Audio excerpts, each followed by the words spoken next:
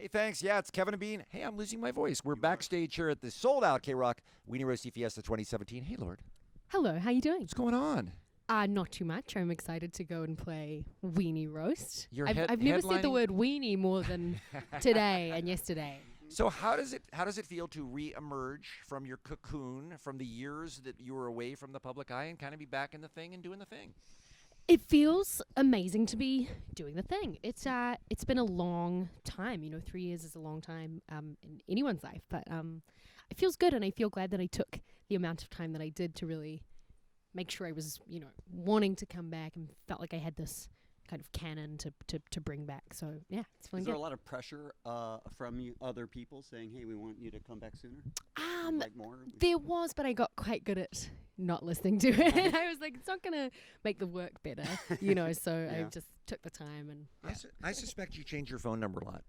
You know what? I've had the same phone number since I was 13, and now I'm probably going to have to change it because I feel like everyone who had my number knows 13. They're going to be like, "Well, no, I've never had to change my number." Tell me about playing Coachella after not playing Oh for so man, long. that was our first show pretty much back after 2.5 years, and it was amazing. People were so supportive and warm, and Coachella crowds are known to be a little bit cool, but they were so welcoming. It was amazing.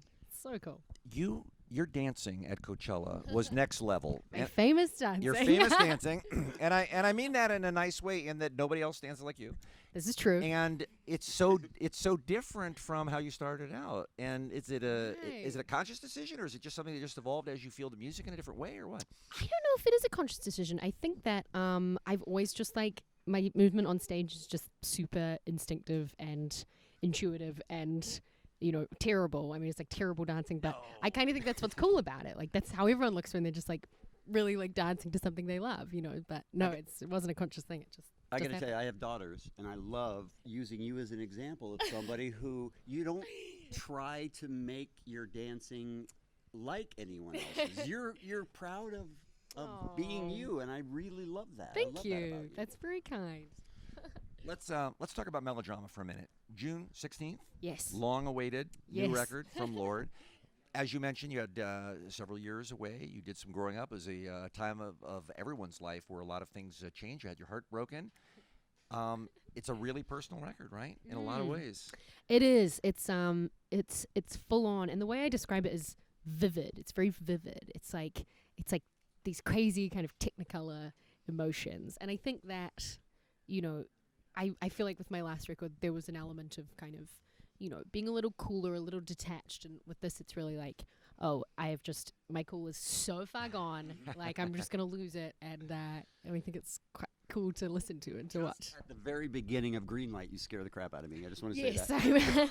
I scare myself also. Okay, good. Where'd you shoot the video for that? We shot it in Koreatown in LA. Okay, and are those actual regular people just driving down the street on a night, not realizing that you're there making a video, or was that all part of Those it? are regular people. And Really? Yep. And it was Grammy week, and there was a crazy Grammy party going on around the corner, and I just had to do this crazy dancing next to all these.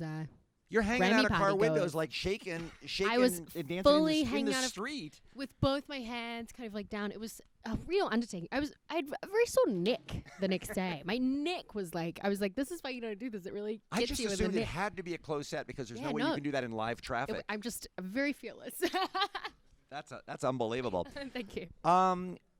You had time away, as we've mentioned. Did you take advantage of that to do anything that you'd always wanted to do now that you were in a position where you kind of could? Ooh, I mean, honestly, I feel like because I bought a house in New Zealand, and which is amazing. I feel so lucky to have been able to do that. But the stuff that I was doing, I was I made an awesome cake in my own house, and it was she made a cake. I roasted some sick tomatoes. I was So we doing didn't boring see stuff. you in concert because you were making a cake. I was making cakes. I was pickling things. I was Okay. doing a lot of pickling, All right. just boring things, but they were very exciting to me. It helps you rebuild and get ready to go back I think out. so. Yeah. All right, we're in our final minute with Lorde here on the Kevin and Bean Show on KROQ.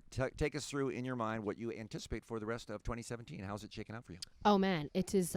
We are playing festivals all summer in the States and in Europe as well, and then we kind of doing a bunch of touring and just generally kind of being crazy. Really enjoying album that cycle house in New people. Zealand, aren't you, this year? Yeah, next year. Well, late next year, I'll really get to enjoy the If house. you need somebody to house sit, I mean, I'll. Yes, Okay. I will text you. Okay, good.